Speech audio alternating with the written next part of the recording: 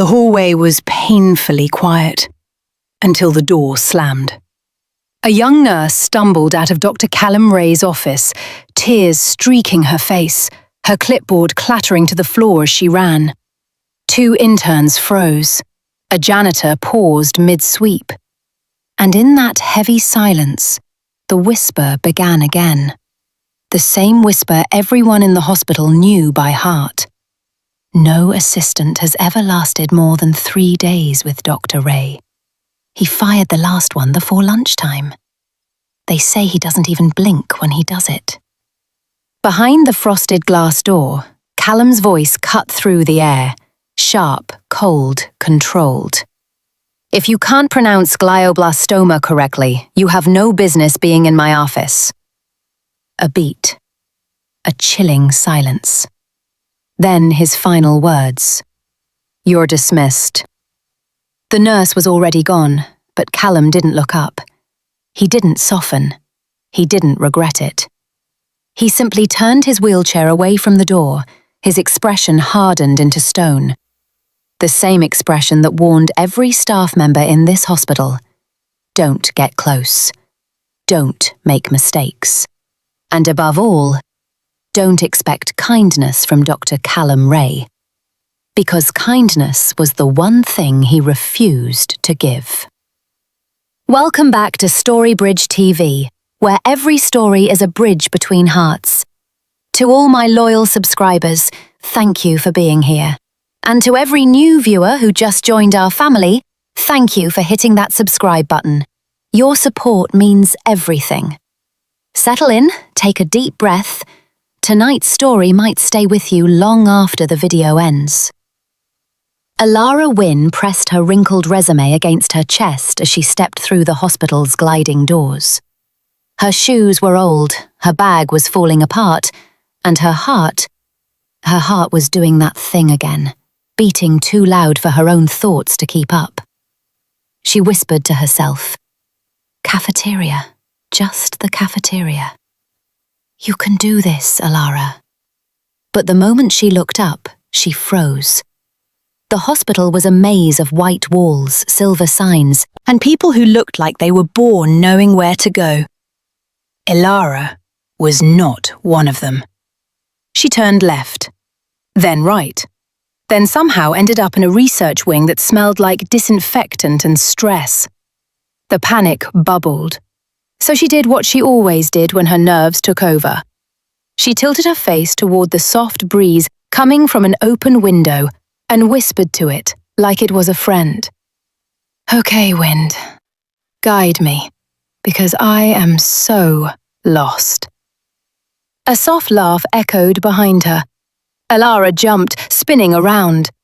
A woman in her early 30s stood there, arms crossed, amusement lighting up her eyes. Her white coat had a small embroidered name, Elara Ray. Elara studied her for a moment, noticing the humble resume, the trembling fingers, the courage trying to hide behind clumsy innocence.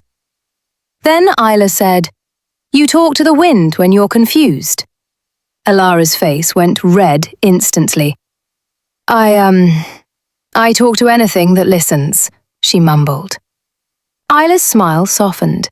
There was something refreshing, almost healing about this girl. In a place filled with fear and perfection, Elara Wynne was a spark of accidental warmth. "Where are you supposed to be?" Elara asked gently. Elara lifted the crumpled paper. "Cafeteria interview, but I think I walked into the wrong universe." Elara chuckled again. But then her eyes flicked toward a closed office door down the hall, the office where yet another assistant had just been fired. An idea sparked, a reckless, mischievous, hopeful idea. Elara looked back at Elara and said, "How would you feel about a different job?" Elara blinked. "A different job?" Elara placed a soft hand on her shoulder. "You're exactly what someone in this hospital needs, even if he doesn't know it yet." Before Elara could ask what she meant, Elara was already pulling her down the hallway, straight toward the office of the most feared man in the building.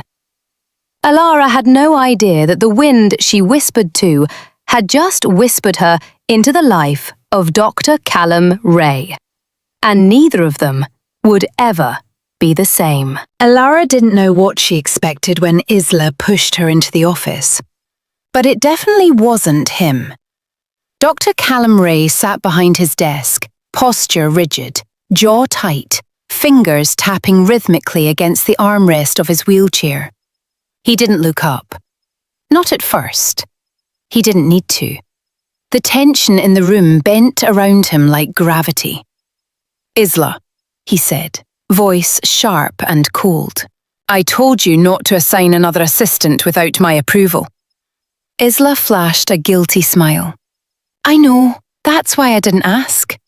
Callum's eyes snapped up, icy, annoyed, exhausted, and then confused, because standing in front of him was a girl holding a resume that still smelled like cafeteria grease and lavender perfume. A girl whose shoes didn't match. A girl who was quietly whispering to herself, "Don't panic, Elara. Breathe. Okay, don't breathe that loudly." Callum's brow twitched. "Is she talking?" he asked with alarming calm. To herself. Elara froze like a deer caught in headlights. No, yes, I mean, sometimes, but not in a weird way. Just in a normal, human way." Isla bit her lip to keep from laughing. Callum did not find it funny. At all. He rolled closer, studying Elara like she was a puzzle someone spilled on his desk. "What experience do you have?" he demanded.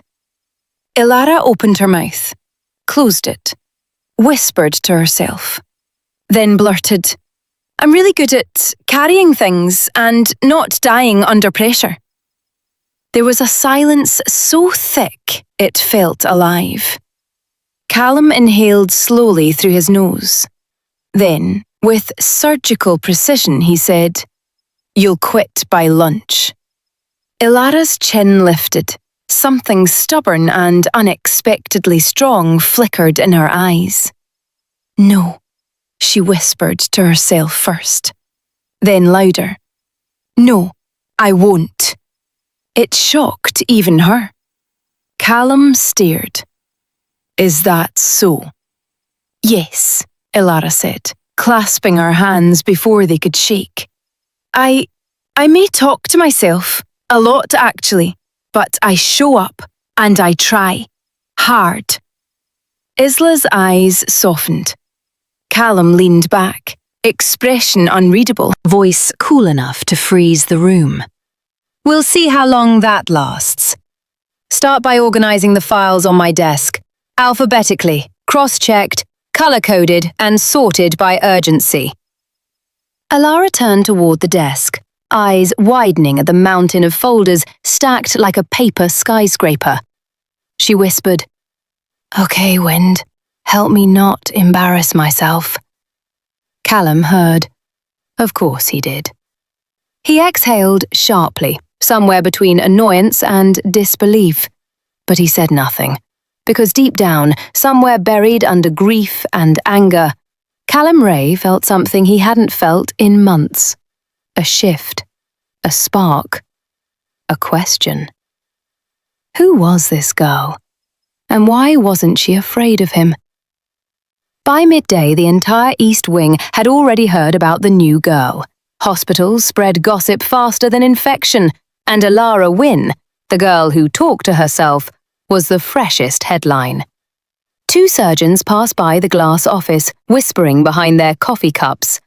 Is that her, the cafeteria one? Isla hired her for Callum. Poor thing won't make it till tomorrow.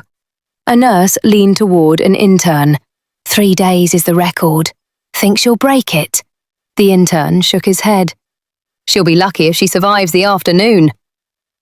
While the rumors floated like smoke through the corridors, Elara struggled inside the office, her arms full with a wobbling stack of files. She whispered anxiously under her breath, "Don't drop them, don't drop them, don't drop— oh no!" The mountain collapsed. Folders scattered everywhere like a paper explosion, sliding under chairs, across the carpet, under Callum's desk. Her face flushed red as panic clawed at her chest. The door cracked open. Vivian Cross stepped inside with her heels clicking like judgment. She didn't even try to hide the smirk. Vivian was everything Elara wasn't. Polished, composed, cold elegance wrapped in a designer coat. She was the hospital director, and Callum's past. She looked down at Elara on the floor, scrambling to gather papers. "Oh," Vivian said coolly, "you must be the mistake Isla hired." Elara froze mid-reach. Vivian's gaze slid toward Callum, who was reviewing scans at his desk. She expected him to lash out at Elara, to fire her, embarrass her, restore the cold, sharp order she preferred. But Callum didn't look angry. He didn't shout. He didn't even sigh. Instead, for the briefest moment, he paused. His fingers stopped tapping. His eyes softened only slightly, but enough for Vivian's breath to hitch. He watched Elara struggle for a second longer, then said quietly, "Leave the files. Just bring me the patient charts." Elara blinked. Vivian stiffened. The entire room shifted. Callum had never, not once, offered patience to anyone since the accident. Vivian felt heat rising behind her eyes, anger, jealousy, something she refused to name. She stepped closer to him. "Callum," she said sharply, "you can't keep letting incompetence into your space." Callum's gaze lifted, steady, cold, but not directed at Elara. "I said leave it." The authority in his voice cut the air clean. Vivian swallowed her protest, but her glare toward Elara turned dangerous. She walked out, heels slicing the silence behind her. Elara remained on the floor, stunned. Callum didn't look at her again. He didn't smile. He didn't thank her. But he didn't fire her either. And for everyone watching, from nosy nurses to jealous directors, that was enough to start a new rumor. For the first time in months, someone had made Dr. Callum Ray pause. Here is the full emotional cinematic version of Scene 5. Soft, funny, shocking, and a turning point in the emotional arc. By the next morning, Elara had memorized every order, every file label, and every rule. Or so she thought. She stood outside Callum's office holding a steaming cup, repeating to herself like a survival mantra. Black coffee, no sugar, no cream, no joy. Just bitterness. Just like him. I can do this. She pushed open the door. Callum didn't look up from his laptop. "Put it on the left," he said. Elara nodded, set the cup down gently, and froze. The smell. Oh no. That wasn't the sharp scent of bitter coffee. It was chamomile tea, a calming herbal blend she'd brewed earlier for herself, then somehow mixed up in her morning rush. Her eyes widened in horror. Internally, she screamed. Externally, she whispered furiously. "Why, Elara? Why would you poison the most terrifying man in this building with sleepy tea? Oh, stars, you are so fired. Maybe arrested, maybe banned from hospitals forever." Callum finally looked up. His eyes flicked to the cup, then to her, then back to the cup. Slowly, very slowly, he lifted it for a sip. Elara panicked. "No, wait, don't!" But she was too late. He tasted it. His jaw tightened. Elara squeezed her eyes shut like she was bracing for an explosion. A long, terrifying silence filled the room. And then, it happened. A sound no one in that hospital had heard in nearly a year. Soft, brief, unintentional. A laugh. Just a tiny one. Barely there, barely real, but real enough. Elara's eyes flew open. Callum seemed just as shocked as she was. He cleared his throat, trying to smother the flicker of warmth that betrayed him. Outside the door, 2 nurses carrying charts froze mid-step. A surgeon dropped his pen. Someone whispered, "Did he just laugh?" Another voice, trembling, "Dr. Ray, are you sure?" Callum noticed the stunned hallway staring at him like he'd performed a magic trick. His expression snapped back to stone instantly. "Everyone get back to work." The hallway exploded into frantic movement, but the whispers didn't stop. Inside the office, Elara stood awkwardly, hands fidgeting, face burning.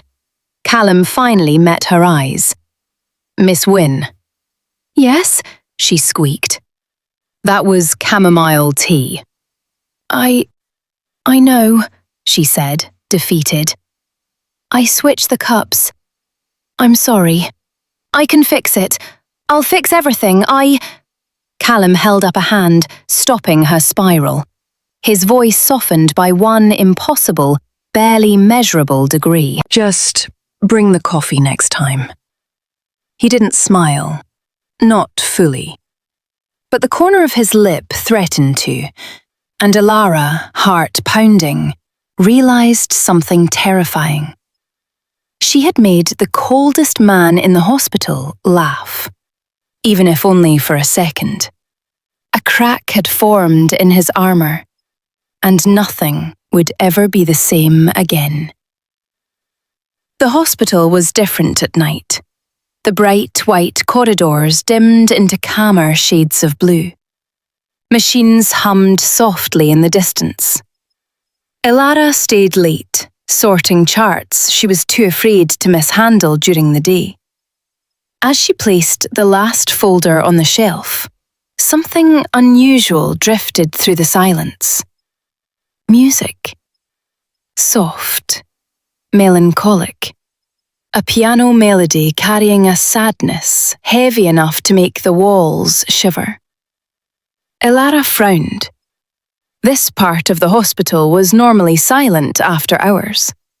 Curfew for the rehab floor was strict. Lights were off, doors locked.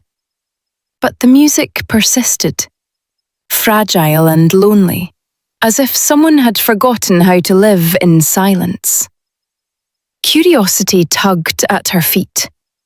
She followed the sound down the dim hallway, past the therapy rooms, past the staff-only signs, past a locked ward that smelled faintly of disinfectant and grief. Then she found the door, a restricted therapy room.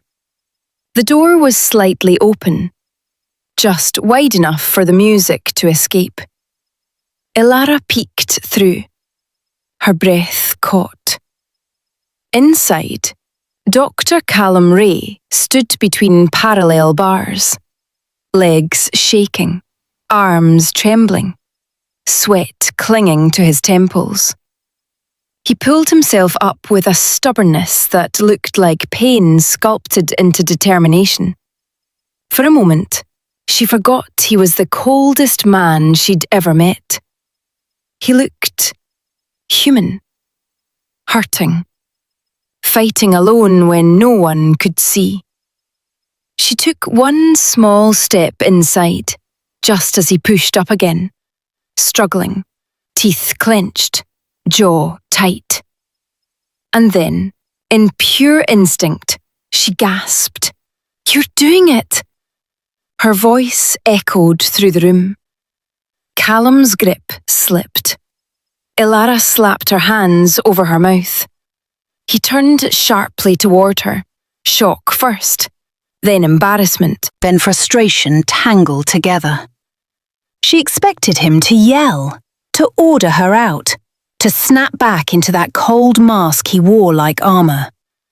But instead, he just stared, chest rising and falling, hands trembling on the bars, vulnerability etched into every corner of his face. Then he said, voice thin from effort, "Don't tell anyone." Elara's heart softened. "I won't," she whispered. "I swear."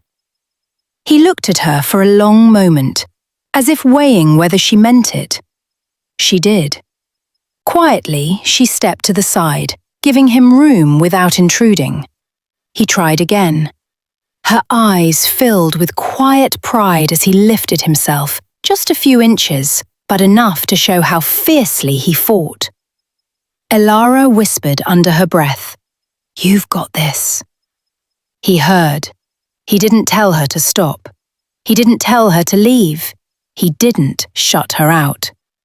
And when he faltered, she gently moved forward, not touching him, but close enough that he could feel someone standing with him. Someone not judging, not pitying, just believing.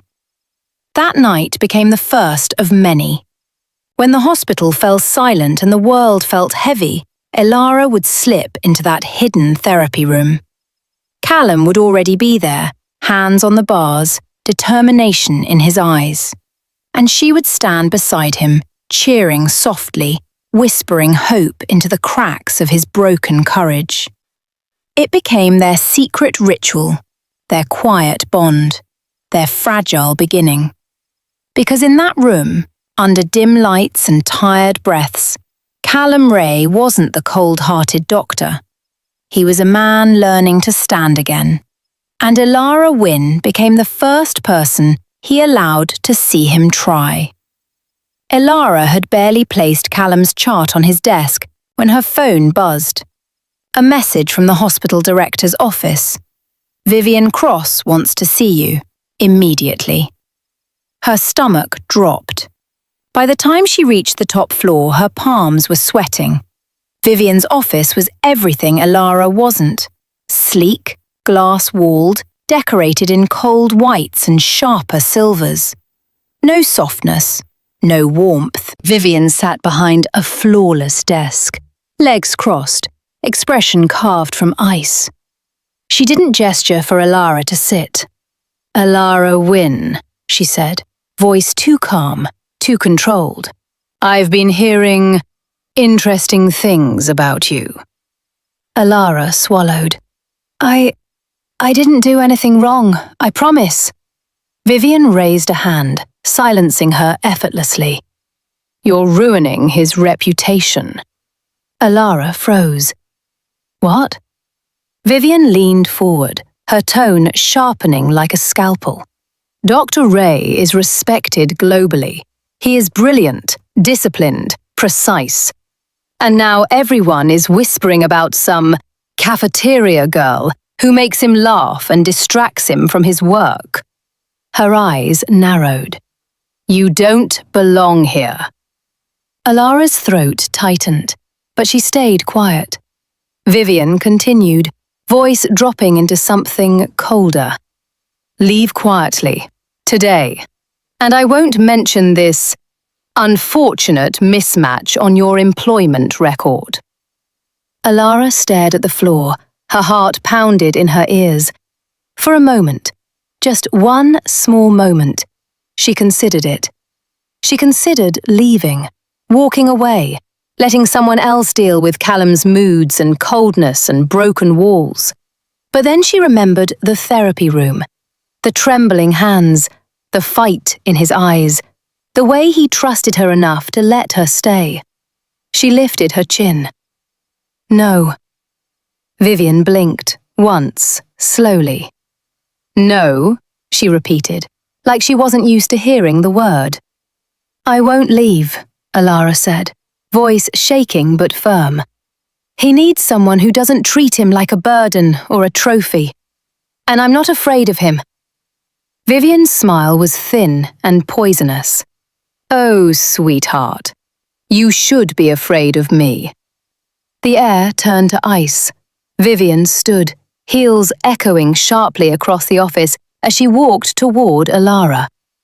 You have no idea how this world works, but you'll learn. She brushed past her, a whisper slipping from her lips, too soft for anyone else, but loud enough to crush. I will make sure you don't last. And from that day forward, the sabotage began. Charts went missing from Elara's desk, schedules were mysteriously changed. Wrong instructions accidentally slipped into her folders. Doctors snapped at her over mistakes she never made. Nurses whispered behind her back. Each time she walked into the hallway, it felt like 100 invisible eyes were waiting for her to fail. And Vivian watched from afar, always with that satisfied, calculating stare. But Elara kept showing up, kept working, kept whispering to the wind under her breath. Don't let her break you. Don't let her win. Because somewhere inside the cold, impossible, wounded man she assisted, Elara had seen something worth fighting for. And Vivian Cross had just declared war. Vivian didn't strike loudly. She didn't scream or threaten this time. She waited. Waited until Elara was alone in the records room, stacking charts with that same nervous care she always carried. Her whispering voice, soft, warm, quirky, floated between the shelves. Left wing first, then right. Oh, don't drop this, Elara. Vivian stepped inside silently, her heels making no sound on the rubber floor. Elara? The girl startled, clutching a folder to her chest. Vivian's expression was calm. Too calm. I want to be fair, she began. You should hear this from someone who actually understands him. Elara frowned. Hear what? Vivian sighed like she pitied her. Callum laughs around you because he feels sorry for you. Elara froze. Vivian continued, voice dripping with cruel softness. You're harmless, clumsy, childish. He doesn't take you seriously at all. Elara swallowed hard. Vivian stepped closer. To him, you're a little distraction. Something to give him a moment's relief before he returns to real work with real professionals. Elara felt something inside her chest crack, quietly, painfully. He laughs, Vivian whispered, because he knows you don't belong here. He doesn't want to hurt your feelings. Elara's lips parted, but no words came out. Vivian smiled, a victorious smile. Consider that before you embarrass yourself any further. And with that, she turned and left, her perfume lingering in the air long after her poison settled in Elara's heart. Elara walked back to Callum's office in a daze, her whispers gone, her smile gone, the warmth she carried so naturally gone. She stood stiffly in front of his desk. Your schedule for tomorrow, she said, her voice flat, professional, empty. Callum looked up immediately. This wasn't her. Miss Wynne, he said slowly. You sound different. I'm fine, she replied without looking at him. He frowned. When she handed him his coffee, her hands didn't tremble. She didn't whisper to herself. She didn't smile when he accidentally brushed her fingers. She walked out of the room like a ghost, leaving no trace of the girl who had once lit every corner of his cold world. Callum stared at the closed door, his jaw tightened, something ugly twisted in his chest. He didn't like this Elara. Not the silence, not the distance, not the emptiness. She wasn't soft anymore. She wasn't sparkly. She wasn't herself. And for the first time in a very long time, Callum Ray hated how something made him feel. Hated it enough that he whispered under his breath, "Who did this to you?" But Elara wouldn't say, and the silence between them grew heavy enough to suffocate. The silence had stretched for days. Callum could feel it, in the way Elara placed his files without a whisper, in the way she handed him coffee without looking at him, in the way her presence no longer warmed the room, but chilled it. He lasted exactly 3 days before he snapped. That evening, he wheeled himself out of his office, scanning the halls until he spotted her at the elevator, shoulders tense, eyes glued to the glowing floor numbers. "Miss Wynne," he said. She didn't turn. The elevator dinged. She stepped inside. Callum followed. The doors slid shut, and in the small enclosed space, the silence felt suffocating. He stared at her. She stared at the floor. Finally, he broke. "I don't want you silent." Elara's breath hitched. So small, so fragile, she tried to hide it. "I'm working," she said, voice flat. "Professionally." "No," Callum said sharply, shaking his head. "I don't want the professional version." Elara swallowed hard. He continued, voice lower, rougher, almost pleading. "When you go quiet, it feels like you're disappearing." That was it. That was the moment something inside her cracked wide open. Her carefully built wall trembled. Her hands shook. And she whispered, barely, "Maybe I don't belong in your world." Callum's chest tightened painfully. "Elara." "You're brilliant," she said, tears filling her eyes. "You're respected, feared, admired. You fit here. People like you belong here." She wiped her cheek quickly, as if embarrassed by her own emotions. "I'm just me." Her voice cracked. "A mess, a burden, a mistake Isla pushed into your life. I don't fit the part. I don't speak your language. I get lost walking down hallways you've memorized." She took a shaky breath. "And I don't want to be somewhere I'm only tolerated." Callum looked at her like she had just broken every bone in his body. Slowly, painfully slowly, he wheeled closer. So close she could smell the faint scent of hospital soap on his skin. "Elara Wynne," he said softly. "You don't belong in my world." She flinched. He continued, "You belong exactly where you are, beside me." Her breath caught. He held her gaze, steady, certain, vulnerable. "You made me laugh when I forgot how," he said quietly. "You see me when everyone else only sees the chair. You talk to yourself and somehow it makes me feel alive." Elara's tears fell freely now. "And I don't want you to stop being you," Callum whispered. "Not for this hospital. Not for Vivian. Not for me." The elevator was silent. Silent in the soft, healing way. Silent in the kind of way that feels like two hearts finally telling the truth. Elara opened her mouth to speak, and the doors slid open. Standing outside, arms crossed, jaw clenched, eyes blazing, Vivian Cross. Her gaze shot from Elara's tear-streaked face to Callum's soft expression to the impossible closeness between them. Shock, fury, jealousy, betrayal. It all flashed across her face in one explosive second. Elara stepped back immediately. Callum didn't. Vivian's voice was icy. "What is going on here?" And just like that, the moment shattered. The auditorium glowed under warm stage lights.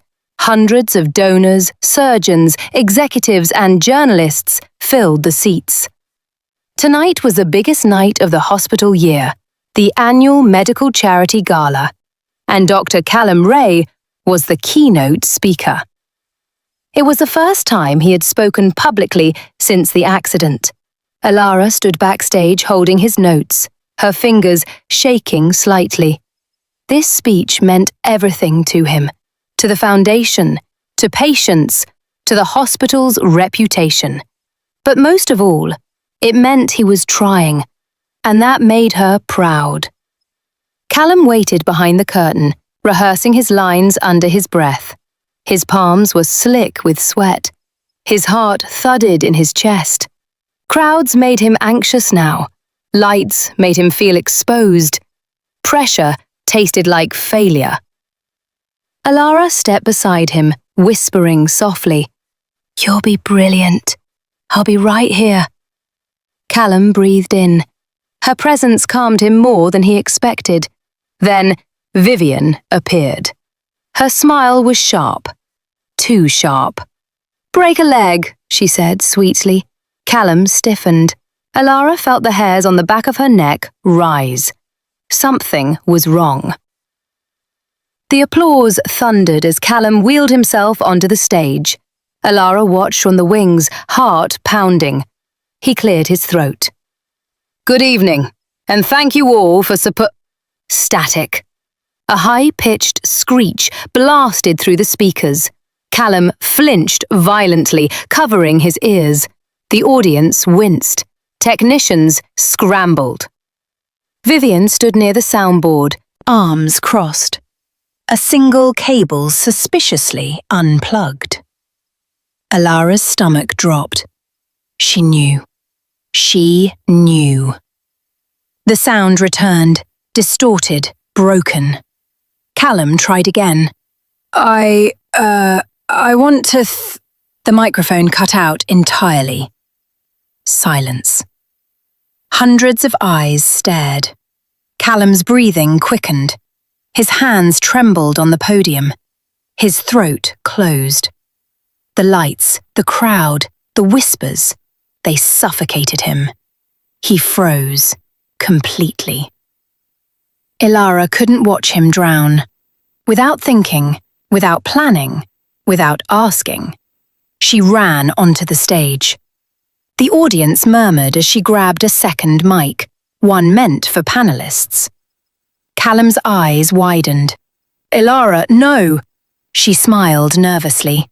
"It's okay. I'll help."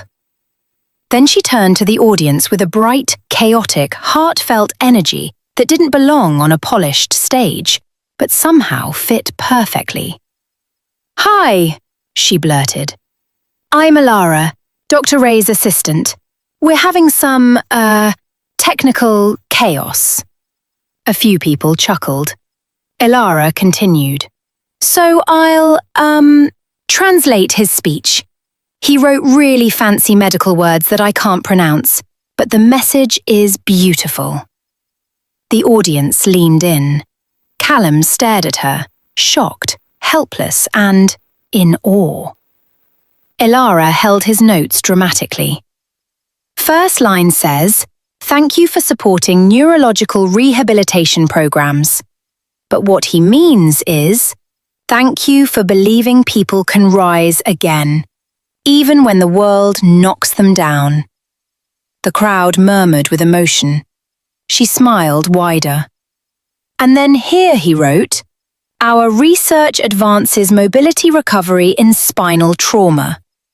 But what he really means is, sometimes standing is hard, sometimes sitting is harder, but healing takes time, courage, and people who don't give up on you. People nodded. Someone dabbed their eyes. Callum watched her like she had just breathed life back into him. Elara flipped the last page. And finally, your donations fuel innovation and hope. But, if I were to say it, it would sound more like... She looked directly at Callum. heart in her throat. Thank you for helping people learn to fight again. The audience erupted into applause, loud, warm, overwhelming. Callum's chest tightened with emotion he couldn't name. He had never felt seen like this. Not by Vivian, not by his colleagues, not by anyone. Except Elara Wynne. From the shadows, Vivian watched, jaw tight, eyes burning with jealousy and rage. Her plan had failed. Not only had Elara saved the speech, she had won the crowd. And Callum, he wasn't watching the audience, he wasn't watching the donors, he wasn't watching the cameras. He watched her. Only her. As if she were the only person in that auditorium worth seeing. And Vivian knew. Everything she had built, everything she controlled, everything she manipulated, was slipping away. The gala ended with roaring applause and flashing cameras. Donors surrounded Callum, praising the brilliant emotional speech he gave, never knowing it was Elara who pulled him back from drowning. Callum kept searching the crowd for her, but Elara Wynne had already slipped out the back hallway, her heart breaking quietly beneath her borrowed dress. Outside the building, Elara stood alone in the cold night air, hugging her arms around herself as tears blurred the traffic lights. The cheers inside echoed behind her like a cruel reminder. You don't belong in there. You don't belong in his world. Vivian's voice tightened in her memory. He laughs because he pities you. Elara's breath cracked, because some part of her believed it. He deserves someone like her, she whispered to the wind. Not someone who mixes up coffee and tea. Not someone who talks to themselves. Not me. She sank onto the stairs. She wasn't crying for the sabotage, or the embarrassment, or the exhaustion. She was crying because every moment near him, every laugh, every look, every secret shared in the therapy room felt like it mattered. Too much, and she was terrified of wanting something she could never have. Her phone buzzed. Callum, where are you? Before she could respond, another message. Callum, Elara, please answer me. Her hands shook. She typed one message, a final one. Elara, I'm sorry. I can't do this anymore. Then she turned off her phone and walked away.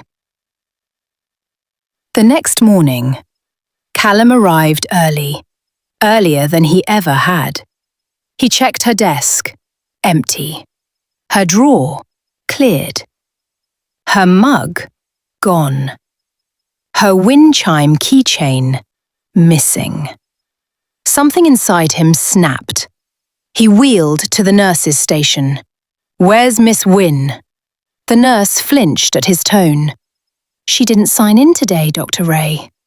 Yesterday? She left right after the gala.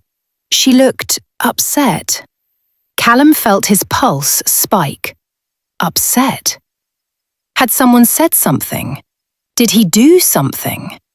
He wheeled quickly toward his office, only to find something small and folded by his door. A note. His hand trembled as he opened it.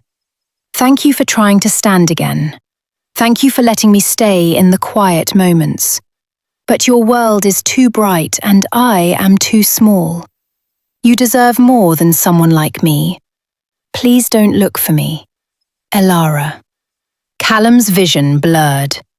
He whispered it aloud, voice cracking for the first time in years. I don't want more.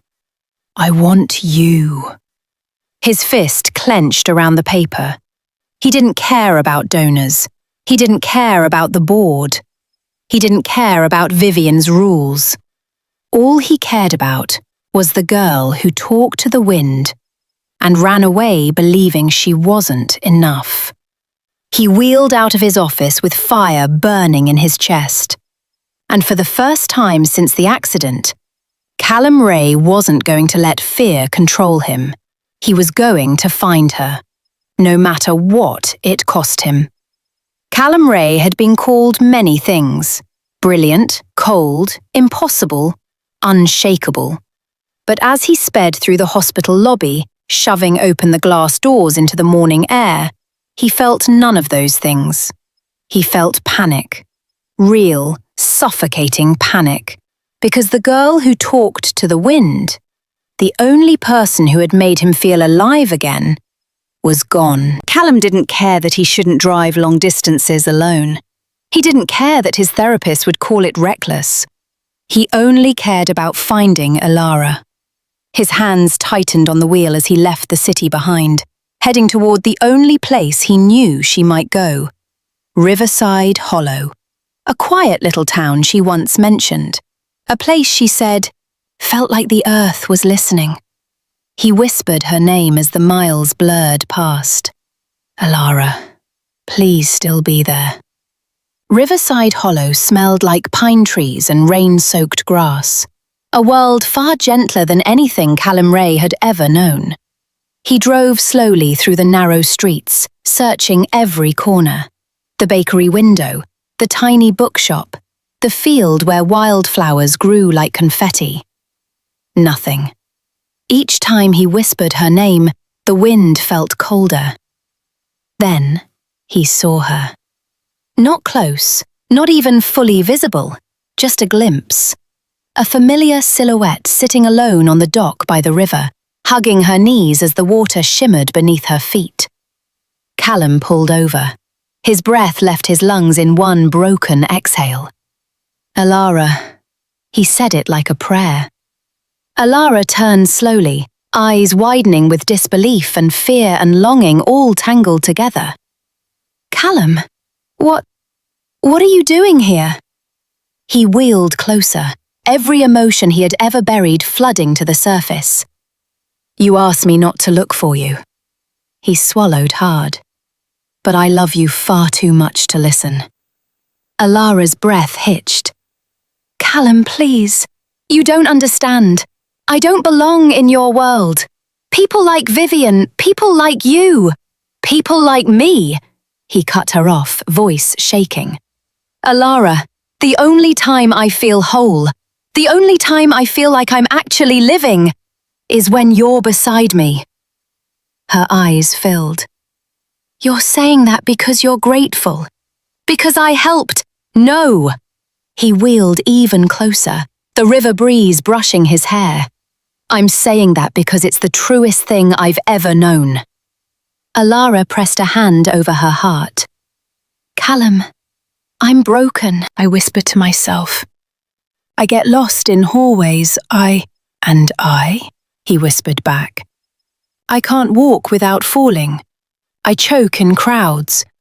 I push people away. We're both flawed, Elara. That's why we fit. She shook her head, tears falling. What if I hurt you again? What if I mess everything up? Callum reached for her hand. You already broke me. Elara froze. When you left. Her breath shattered in her chest. And yet, he continued softly, I'm here, because you are worth every broken piece. Silence hummed between them, deep, bone deep, life-changing. Elara whispered so softly the wind almost stole it. Are you sure you want someone like me? Callum squeezed her hand with all the strength he had left. I don't just want you. He inhaled shakily. I need you. Elara covered her mouth, a sob escaping. And Callum Ray, the man who never let anyone see him vulnerable, lifted her chin and said the words that changed everything. Elara, come home with me. The drive back to the city didn't feel like the desperate escape it once was. It felt like a beginning. Callum didn't speak much. Elara didn't either, but their hands stayed intertwined the entire way, resting gently between their seats as the road stretched out before them like a promise. Every so often she would glance at him, really look at him, and her heart would squeeze at the soft, unguarded way he looked back. Something had shifted between them, quietly, powerfully. The man who once hid behind steel walls had cracked them open, and the girl who once whispered to the wind had found a new place for her voice, right beside him. It was evening when they reached the hospital, the hour when the halls dimmed, the staff changed shifts, and the building exhaled its exhaustion. Callum rolled inside first.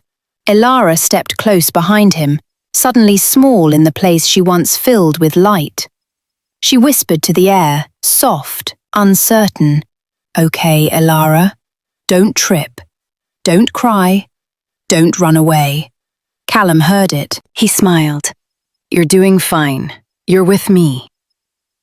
Those words steadied her more than the ground beneath her feet.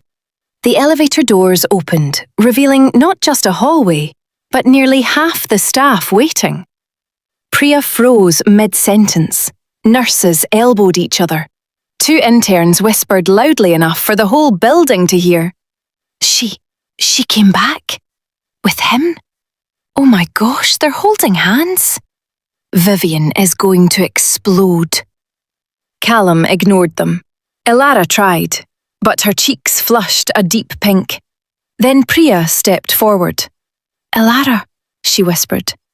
Her voice cracked with emotion. That speech, everything you did, we all thought..." Elara swallowed hard. "I'm sorry I disappeared." Priya hugged her before she could finish. "You were missed," she whispered fiercely. "So much." Behind her, Josh from administration wiped tears from his glasses. "I knew she didn't quit because she wanted to." "Pay up, Marcus. I told you she'd return." The entire floor burst into chaotic whispering, buzzing like a shaken beehive. For the first time, Elara didn't shrink, didn't apologize for existing. She lifted her hand slightly toward Callum, as if silently asking if it was okay to be here. Callum tightened his grip. "She's with me," he announced, voice calm but unshakable. Every head turned, every whisper halted. That single sentence spoke louder than 1,000 explanations. Of course, the silence didn't last. Vivian Cross rounded the corner like a storm disguised in silk heels. Her eyes froze when she saw them together. "Callum," she breathed. "What is this?" Elara braced herself. Callum didn't flinch. "This," he said, his tone colder than a surgical table, "is me choosing who I trust, and who I want by my side." Vivian's jaw tightened. "You're making a mistake." "No," Callum replied evenly. "I'm correcting one." The hallway held its breath as Vivian's face cracked. Just for a second, revealing shock, jealousy, and disbelief all twisted together. "You'll regret this," she hissed. Callum didn't even look at her as he answered, "I regret letting you manipulate Elara. I won't make that mistake again." Vivian stiffened, turned sharply, and disappeared into her office. A quiet cheer rose from the nurse's station, quickly stifled. Elara exhaled shakily. That could have gone worse. Callum allowed the smallest smile. "Trust me, that was Vivian going easy." When they finally returned to Callum's office, the place where everything had started, Elara hesitated in the doorway. "So many memories," she whispered. "Good or bad?" Callum asked quietly. "Both," she admitted. "But I'm ready for new ones." He reached for her hand again. "Elara," he said gently, "whatever happens next, you won't face it alone." She closed her eyes. Then the wind outside brushed against the glass, a soft, warm breeze like the world exhaling in relief. She smiled. "Okay, Elara," she whispered. "Breathe. You're home." Callum heard her, and for the first time, he didn't correct her. He agreed. "You're home," he echoed. The hospital atrium was packed. Cameras, reporters, doctors, donors, patients, all waiting for the headline they never thought they'd hear. The curtains parted. Callum Ray stepped forward, standing, not perfectly, not steadily, but standing. 2 canes supported him, his hands shaking, his legs trembling, but he was upright, alive, victorious. The crowd gasped. Some cried. Others whispered his name in disbelief. Elara stood just behind him, tears already slipping down her cheeks. Callum gripped the podium, voice rough but proud. "I am here today because someone refused to let me give up." He glanced at Elara. The world saw it. "I am launching a new rehabilitation program, one built on hope, patience, and stubborn belief." Reporters leaned forward. Callum's smile was small, shaky, but real. "It will be called the Elara Win Recovery Initiative." Elara covered her mouth. The crowd erupted. He continued. "She saw me when I couldn't see myself. She stood with me when I couldn't stand. And tonight, I want to give her something back." The audience quieted. Callum let go of one cane, his hand trembling as he reached into his pocket. Elara blinked as he slowly, painfully, knelt. One cane clattered to the floor. His leg nearly buckled, but he held himself upright, chest heaving, eyes locked on hers. Gasps filled the room. Elara burst into tears. "Callum, no, your legs!" He shook his head, smiling through the pain. "Elara Wynne, you taught me how to stand again." Her breath shattered. "Now let me spend my life standing beside you." He opened the ring box. The room went silent. "Will you marry me?" Elara couldn't speak. Her hands shook. Her knees gave out and she dropped to the floor with him, arms around his shoulders. Through sobs, she whispered, "Yes, yes, Callum, yes." The cameras flashed. The crowd cried. And somewhere, outside the hospital windows, the wind carried her laughter into the twilight. Their wedding was small, warm, held at sunrise in the hospital garden, the place where Callum first learned to hope again. Elara wore soft silk and wildflowers braided into her hair. She walked down the aisle whispering nervously to herself, "Don't trip, Elara, don't cry. Okay, cry a little, not too much. Oh, stars, your shoes." Guests laughed softly. Callum's eyes filled. When they stood face to face, Elara's vows trembled out. "I talked to the wind because I thought no one else listened. But then, you listened, and I wasn't alone anymore." Her voice cracked. "You stood for me when I couldn't stand for myself. And now, I will stand with you for all the days we have." Callum brushed a tear off her cheek. His own voice broke. "Elara, never stop whispering. Never stop rambling. Never stop talking to the wind." He leaned his forehead to hers. "It led you to me." The audience melted. The wind played gently through the garden, as if blessing the moment itself. They kissed, soft, trembling, perfect. And in that kiss, every broken piece they carried finally found a home. Together. If this story touched your heart, if Elara's courage or Callum's journey made you pause, cry, or believe in love a little deeper, don't leave just yet. Hit the like button. It tells YouTube this story matters. Subscribe if you want more emotional journeys that stay with you long after the screen fades. Turn on the notification bell so you never miss the next chapter of love, healing, and second chances. Share this video with someone who needs hope today. Your support doesn't just help the channel, it keeps stories like this alive. Stories that remind us that broken people can still find their way to each other, and that love can rebuild what life tried to destroy. Thank you for watching. Now tell me in the comments, which moment hit you the hardest?